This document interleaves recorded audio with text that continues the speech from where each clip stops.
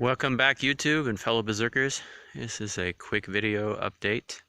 Since I've been offline for a couple of weeks, there's been a lot going on in my life.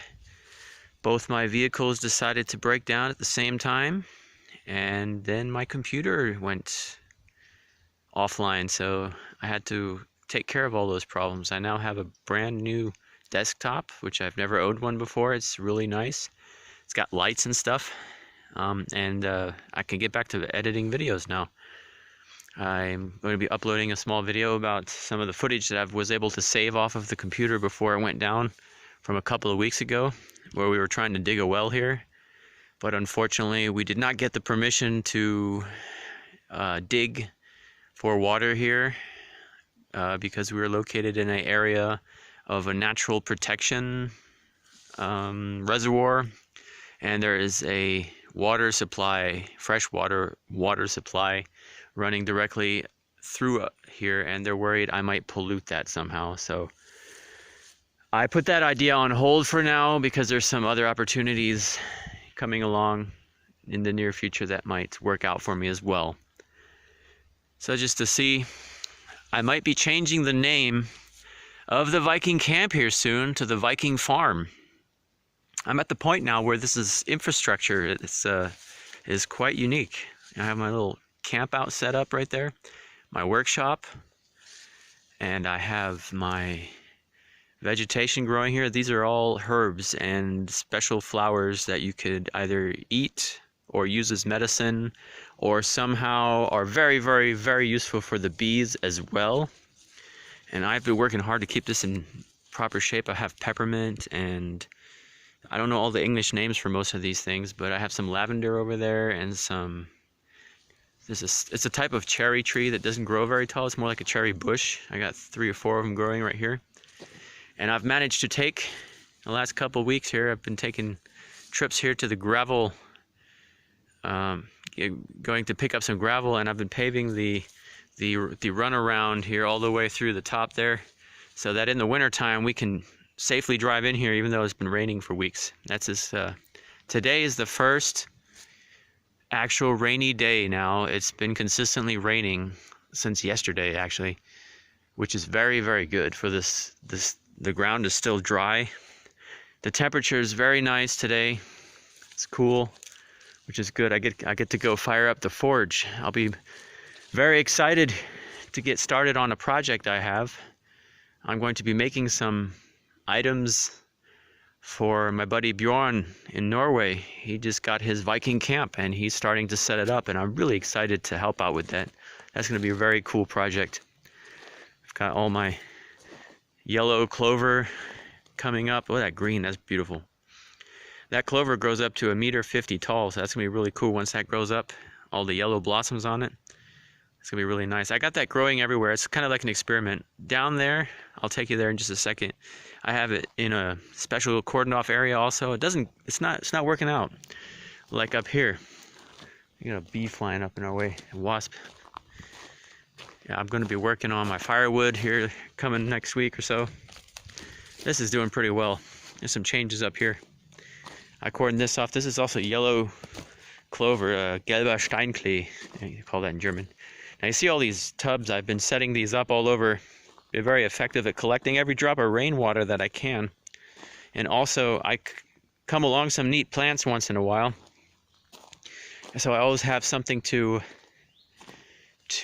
use as a planting pot.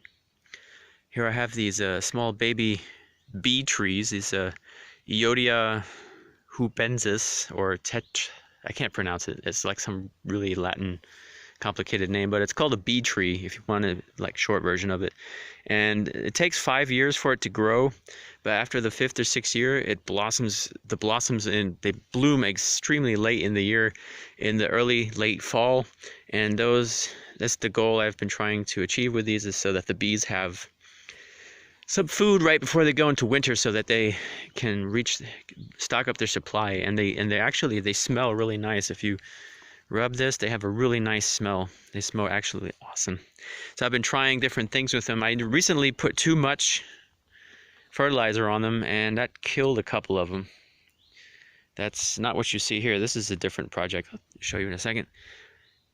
So I was able to take them out of the tub, the flower pots, wash the roots off, and quickly stick that back in some unfertilized soil, cut the dead branches off and the withering leaves, and they've mostly came back to life as much as possible, and they're doing pretty well now. This one right here is doing pretty well. Now I have all these little ones here. They're still hanging in there, but they have to totally reboot and try again. We're gonna see how that goes. Here I have Stecklinge. I don't know what you would call that in English, when you cut a branch and stick it in the earth, hopefully that it would reroot and grow from that. It's basically cloning a tree. So I have that from what they call Robinia. It's a special woods from North America. It's pretty much grows all over Europe. It's slightly poisonous. You shouldn't eat any of it. I don't know why you would, but it's got thorns as well. But it also is an excellent tree for bees to have in the early June time. And so I thought I'd try to populate a couple of these here at the Viking Camp. Especially I have this area back here that behind that fence I'm going to be planting another 2 dozen or 3 dozen trees here after the forester gets down here with his machine. We're going to cut down half of this forest that's on the border to my property here because it's extremely dangerous. I'm going to walk you down that way again. There's not much up here new except the gas forge I have. I'm not happy with it. I'm not going to be using it. I'm probably going to resell it. It's not up to what I was expecting as a gas forge.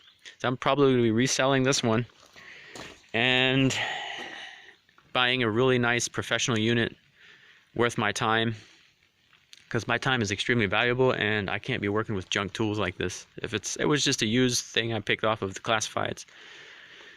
Yeah, it's starting to rain here. That's not a problem. We get this thing fired up and we shouldn't have a problem with the rain. I've got to get my workshop set up. It's kind of hoopty roof prop here so the rain water collects down in these tubs. It's working pretty well. If you see, it's got quite a bit of water in there already. So before it rains too strong, let me walk you guys over here real quick. I've got some more plants for my bees. I just got that yesterday. I've got to find a new perfect location for. Put gravel all the way around the fire pit here, so it's really nice to walk. The idea is, even in this extreme weather, to come up here and not have muddy feet. That's sort of the idea. I've also paved this slightly so you can walk up here and work on the garden area without having to do the same. And also, if you get extreme, last month or so, we had extreme rain for just a couple of hours. It washed all of this down. I had to redo all of this. So I put a whole bunch of large sandstones in there, and the strawberries seemed to like it. They grew pretty well. They grew right over the rocks. And put some gravel down here. This slows the water down tremendously from washing out. So I have all these nice plants here, and you can see over there I have my crops growing, which are actually not crops, but next year I'm going to be doing a lot more farming. This is actually going to be the Viking Farm, since that would be even more Viking, because most of the population of the Vikings were actually just farmers.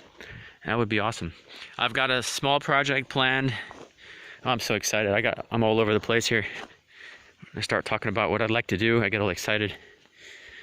I've got my Linda tree here, linden tree. Vikings used Linda tree to make the planks for shields, which is a really cool fact. Not a lot of people know. This extremely soft wood is also very pliable and lightweight, and they used it to make their shields. In most part, most of the findings are actually made of the linden tree. It's pretty cool. I'm looking at this. This doesn't look too good. Got to prop this up. Was that just a frog? It was a grasshopper. Yeah, I've got some plans to be doing some more work in this corner back here. I'm going to be moving those planks there, and we're going to take out some more of this corner right here. We're going to be putting a small Viking style hut of some kind back in this corner, and we're going to fence this in, and this is actually going to be the Viking Farm.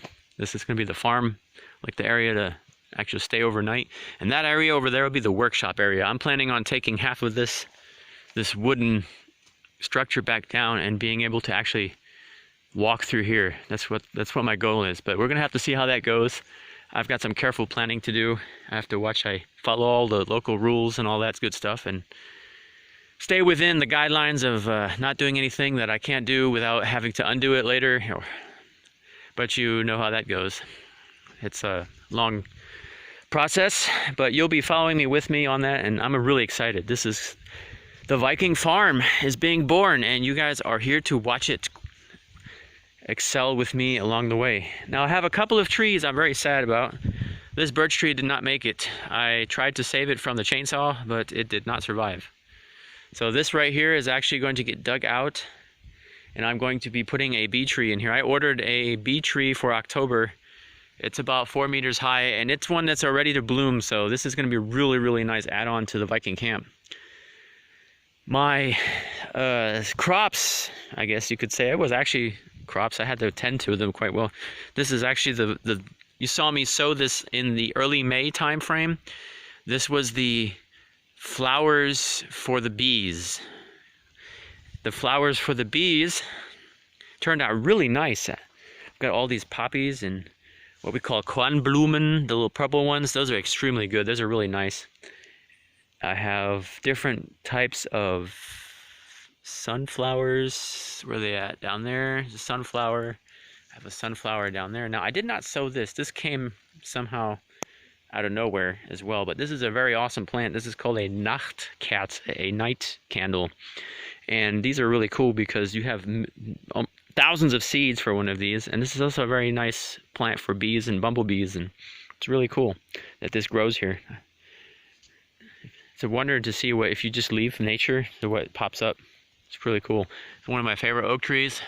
I had to put that in there. That was an awesome endeavor to do on my own. Yeah, a couple of the trees over there didn't make it too well. Those two there I may have to take this one back out and provide another one of these here. And that one over there is coming out as well. We're going to take some of this earth here and also extend out our garden probably right about to where that tree is, and then come back in up to the driveway, which will give me some really nice area to plant some more special plants for the bees. I've got all this area right here is going to even that up a little bit. We're going to pull this out and level it quite some and take the top level of earth off because it's got too many roots in there. I can't do that by hand. That would take just too much effort. We're going to pull this all down. We're going to even this up. This will be a nice area. I'm going to make this a small orchard of we'll have to put a couple more. I need at least another dozen or two fruit trees.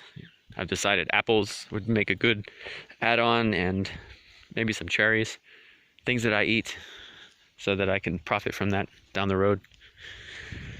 We have here Buchweizen. This is already, I guess you could call this crops. This is actually a real crop. You could actually eat this and meal this up and make bread out of it. This is Buchweizen. I'd have to look up what the English name is for that, but this is extremely, when this blooms, every one of these seeds was a actual small flower blossom off of this. So this was hundreds and hundreds of small blossoms on just one plant, and there's thousands of them. I mean, literally thousands. I have a whole 10-liter bucket of seeds that I've already harvested off of the ripe Buchweizen. So that's really cool. And there's still plants blooming here. I can't imagine. I have to look up I have this cool app on my phone that tells me what the plant is when I make a picture. It's really awesome. It works pretty good. And so I have lots of research to do here. What's growing, so I learn what all these plants are. I have a big cardboard box full of fresh plant seed that I wish to, next year, I'm going to compartment. The right word would probably be section off small areas of this and sow individual different plants, so that this is all nice, but it's really hard to go in, and if I want to harvest seeds off of one particular plant that's growing, I have to trample through and destroy several growing plants that are in between, which is very sad because there's some real nice things growing in between there. So next year I'm going to, in the late fall, I'm going to mow all this. I have to rake it all off so it doesn't rot the ground, and then I have to turn the soil. That'll be really easy. I have a little machine over there for that now. And I'm going to sow in different things, so that they bloom at different times, and also so when they bloom, I can walk around and easily harvest the seeds off of what I'm growing in there, and possibly some food also, something really like a real Viking farm. I'm looking at getting some linen flax, and I have to do some research to see what plants actually I would use to make it fit the Viking age some, because we're in middle Europe here, south south of Europe, Central Europe, and the crops here, I'd have to research what came down from the north, from Scandinavia during the same time frame, so I could make it really cool, share that with you guys. I'm really excited. As you see over there, let me see if I can walk through here real quick. I have all these things going on, different projects all at the same time. A little bird just hopped, you just get to see a little bird flying there. They like to hide in here. Really nice. These plants I especially planted, now they're starting to bloom. This heptacodium is a late bloomer also for the fall. And this actually grows quite tall, but it takes a long time. So I got 5 of them here. That should be plenty. Got a special bee plant growing randomly just right there. It's really exciting. I walk through here for hours every day just to relax a little bit. After a hard day at work, come here and just walk around, look at stuff. It's really, really awesome. We've got some plants growing here, some lavender and some blackberries. I don't know what that is. When I went to go get my bee trees, this guy gave me all kinds of plants, and I'm growing this now. It looks to see, he said this is also for the bees, and I don't know what it is, but now it's growing like crazy. It's got roots now, so it's really, there's about 15 of them, and now there's only 4 made it, so I'm gonna keep them going and see what becomes of those 4 plants there. When they get big enough, I'll see if my app can recognize them. We have some sheep on that other end of that fence there. I've had some conflicts already. Those sheep came over here one day and they started to eat all of my valuable plants here. I had to make sure they find their home really quickly. The dogs took care of that. They did a good job. Here I have the bees here on a really nasty windy day. They don't like to come out when it's weather like this, and they're not fun to deal with either. If it's nasty day like today, see, they're already coming up warning me to get away. They're saying, go away, we don't want to hang out today. So yeah, this is one of my smaller folks there. They just had their queen. They just made their queen. So these 2 small folks here they're still working very hard to get prepped for winter. They're still having a hard time, but I'm checking up on them, making sure that they're doing all right, and I'm feeding them honey out of this main hive right here. These guys are the producers of the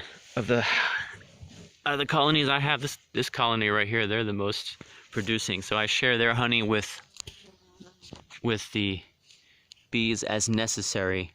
You're not supposed to ever feed bees honey that's not out of their own production. What you can do there, you can really ruin something. There's diseases that they can get really easily, and really just spread them across the board, and kill many colonies of bees across many kilometers. And here in Germany, you have to have an insurance against that, actually. And the vet clinic comes out and checks your bees out once a year to make sure they're all good, and that doesn't happen. Yeah, try to have a little bit of rainwater collect there so that the bees can find something, and the birds. You have to change it regularly to keep it from contaminating. I change it like every other day. I put some fresh water on that. I've checked these out last week. I might have to do them this week again, but I just lift the lid off of them. I check the front to see how they're flying on a nice day. And I also, what we have here in Germany, we have big problems with the Varroa mite. And I have this sheet here I pull out every day, and I count to see if I can find any of these mites on here. And I determine then how the beehives are doing according to how many mites that I can find, of how much stress they're under, because they can get completely wiped out in the wintertime from mites. It's a real big problem. I have some ideas I like to try to maybe naturally treat that. There's just a lot of things growing here in my relative close area or around my workplace. I see, when I'm driving down the road, I see all kinds of plants that are useful. You can use them to smoke in the smoker, and you smoke out your colonies, and it kills off all of the little pests, but the bees, they just get a little bit of agitated, but they're going to have to handle that so that they can survive the winter without being killed by all the mites. The problem is the mites get in the brood, and then they seal the brood off for the male bees because they're juicier larvae, and once they're sealed up, you can't get to them. So that's a real big problem on how to combat these mites. Is they get in the brood and then you can't reach them anymore. So you have to always open up the colonies and make sure there's no male brood frames. And you see major male brood frames, you have to remove them, because then you cut down the amount of mite infestation in your colony, and you really do your bees a big favor. And they make enough male brood singularly across the entire colony to reproduce. So that's one small method of helping them out. And then you just recycle the wax, and you get some free beeswax and sometimes a little bit of honey off the outside of the frame. Just get to share it with the dogs. Yeah, I'm almost afraid to walk through here. So many nice things still growing in here. I got a little baby sunflower. Look at this. That's so cool. It's not doing too well, this one. That's already starting to turn into seeds though, which is good. I'm gonna try to harvest some of these sunflower seeds. So we have here, walking through here carefully, not to step on anything. The dogs like to run in there. I have to keep them on the leash to keep them out from, there's rabbits in there sometimes, and I let Pooh Bear off the leash one time, and all I saw was just, everything was just, I was like, whoa, that was the last time I did that. So here, I've been working all last week very hard. On this section here, this is all fine gravel. This will all be green in a couple of weeks again. That's why I picked this fine gravel. I have this really cool old middle-aged rake here. It's all wood. I'm trying to use as many tools. I'm trying to collect up some old tools here to use here. The bees are actually going to move from up there to here. The reason is up there, it's too hard to reach them. Those boxes weigh about 20, 30 kilos a piece. It's about 60 pounds when they're full. And I'd have to carry them up there and drive through with the car, and it's very inconvenient. It's nice at first because it was a nice spot. It's nice and sunny. But I'm gonna clear out some of this. The forester's gonna come in here. We're gonna clear out some. We're gonna clear basically everything along this tree. We're gonna cut down some of the trees at the top so they regrow. The nice oak trees. We're not gonna take them down. We're gonna just take some of this unsafe. That crown up there has been, since this dryness is really hitting most of these trees, we're gonna shorten that tree down a little bit to reduce the risk of it falling down or breaking in half or causing any damage to or harm here at the camp, and giving it a chance to stick around another couple of years. We're going to take down all the trees along this row here that need taken down, and I'm going to plant an enormous amount of fresh trees here, leaving some room, cleaning out all the dead trees that's further back to save the forest some stress, and just leaving taking the dead wood out and putting it all on a pile for the small animals. There's a lot of things to do here this year. This coming year, the Viking Camp is going to turn into a Viking Farm permanent settlement. This is really cool, and I'm working on a really big surprise, but it's a very ongoing, long process, and it's not as easy as I had thought. So I'm going to share that with you when I have success. I'm not going to say anything now because it may not happen, depending on other people. So I'm working real hard with that. The bees are going to wander over here, which makes it real easy for me. I drive in, I stop, I get out, I work with the bees. I can pull up with the trailer here, as you see, is really nice. Even in bad weather, I've got this. I just still have to rake all this out nice and even. And over here, what I'm going to plan to do, since I have these little tiny frogs here, and what I'd like to do here, this high grass here, I want to dig out a hole, and I want to put like a wet spot right here where there's like a pond. I'm just going to pour some water down in there and put some stones and let the grass grow up really high, and corridor this off so I don't ever cut the grass again here, and just plant certain plants in there and just let them grow, and just pour water in there once in a while. And I have like a refuge for all the little creatures that need a little bit of water to hide when it's hot, that live up here in the forest, that they can't get down to the water. We have a little stream down there, and a water well all the way up at the top up there. Here's one of my bee trees that I just recently got. I wasn't planning on buying this one. This one just showed up kind of, was at the flower store getting stuff. The trees school, I guess you say.